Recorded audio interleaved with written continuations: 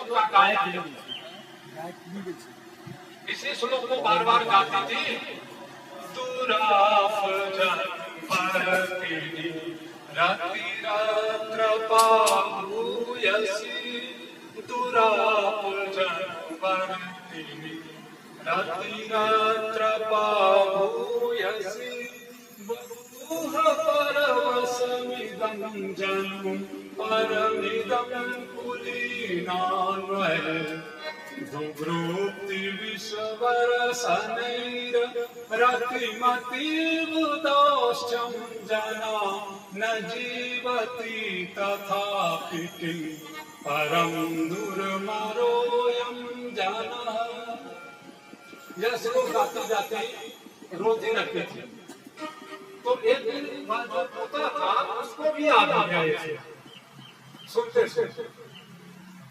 तो एक बार किशोरी जी आई तो तोते ने श्लोक पढ़ करके किशोरी जी को सुना दिया। तो किशोरी जी बड़ी प्रसन्न हुई। फिर लेकिन किशोरी जी ने तोते को हिदायत दिया कि देखो मैं तुमको बहुत लाड करती हूँ, बहुत प्यार करती हूँ। माधव प्राण प्यारे श्री केशव जैसे हैं, उनके जैसा मैं तुमसे प्यार करती हूँ। लेकिन मैं तुमको एक बात का हिदायत करती हूँ कि तुम जब भी कभी मेरे प्राण प्यारे श्याम सुंदर के समक्ष जाओगे तो भूल के भी इस श्लोक को मत सुना देना उनको। यदि तुमने सुना दिया तो मैं ऐसा कठोर दंड दूंगी कि तुम कल्पना नहीं कर सकते। ठीक है, ऐसा क्या करके किशोरी जी चली गई। अब तोता अब वृंदावन भगवान कभी श्री कृष्ण बैठे थे रत्न में देवी सिंहासन पर अपने कांत में। तो तोता उठा गया उनके सामने और जाके ये श्लोक जाके सुना दिया। और जैसे ही सुना भगवान श्री कृष्ण ने इस श्लोक को जैसे ही सुना कि क्षण और मूर्छित होकर के गिर पड़े। ऐसी मूर्छा उनको आई कि उनकी जो अष्ट सखियां थी राधा रानी की, वो बड़ी मशक्कत से 4-5 घंटे तक वो मूर्छित थी। बड़ी मशक्कत से भी किसी तरह से उनको होश में आया। अब भगवान होश में आए, उसके बाद राधा रानी उधर से आई तो उनकी अष्ट सखियां जो है किशोरी जी के साथ समक्ष पहुंची। और किशोरी जी कहा कि किशोरी जी आपने तो बड़ा हिदायत दिया था इस तोते का, उस तोते का नाम कलवा नाम बताया गया। कहा ये कलवा जो आपका लाडला तोता है, इस मूर्ख ने अपनी मूर्खता का परिचय दे ही दिया। आपने इनको कितना सख्त हिदायत दी थी, लेकिन इसकी आपकी हिदायत का इस पर कोई असर नहीं पड़ा।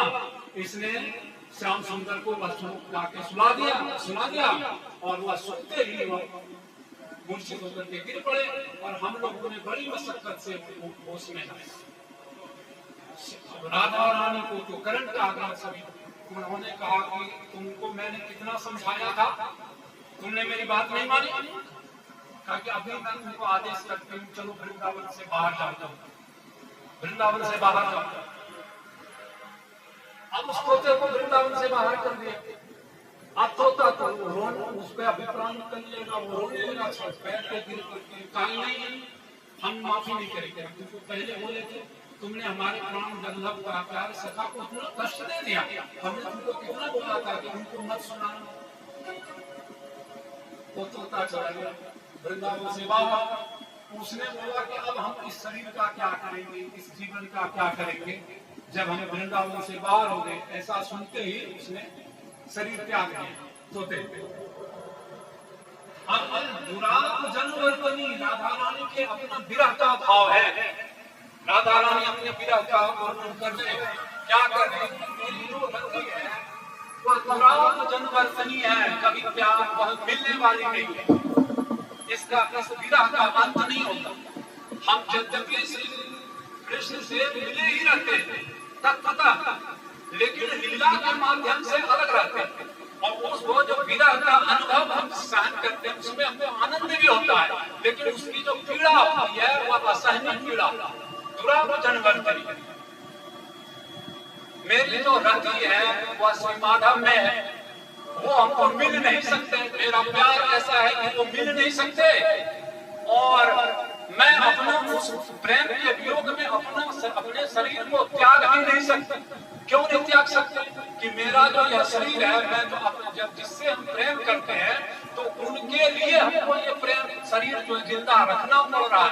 नहीं तो मेरा मन हो तो हम तुरंत में प्राण त्याग दें। अगर हम प्राण त्याग देंगे तो मेरे माधव जो है मेरे वियोग को कैसे सहन करेंगे? तो वो फिर हम खोजेंगे, हम मिलेंगे नहीं। इसलिए हम अपने प्राण भी नहीं त्याग सकते और वो हमको मिलेंगे भी नहीं। हम चलते रहते हैं। ऊपर से हम कहीं जा भी नहीं सकते। मेरा जो जन्म हुआ है एक कुलीन परिवार में हुआ है। वृषभानु बाबा जो थे उनके पिता थे, पिता के रूप में आए हैं। तो वो यह लीला प्रकट हो रही है। भागवत जो यहाँ संसार में प्रकट होना है सुखदेव जी के माध्यम से, उसकी लीला वही गोलोक में प्रकट हो रही है। वही भागवत यहाँ उतरने वाला है। जो कुछ यहाँ घटित होने वाला है वो वहाँ लीला चिंतन कर रहे हैं। अभी तो उनका वहाँ गोलोक में है, उनका वहाँ वृषभानु, और वो तो यहाँ इस पृथ्वी पे होंगे ना, लेकिन लीला का चिंतन वही कर कि मैं तो कुलीन परिवार में मेरा जन्म हुआ और मैं घर छोड़ के भाग भी नहीं सकती। वो हमको मिलेंगे भी नहीं और हम अपने शरीर को त्याग भी नहीं सकते। और अगर हम घर को छोड़ करके चले जाएंगे तो कितनी हमको बदनामी सहनी पड़ेगी।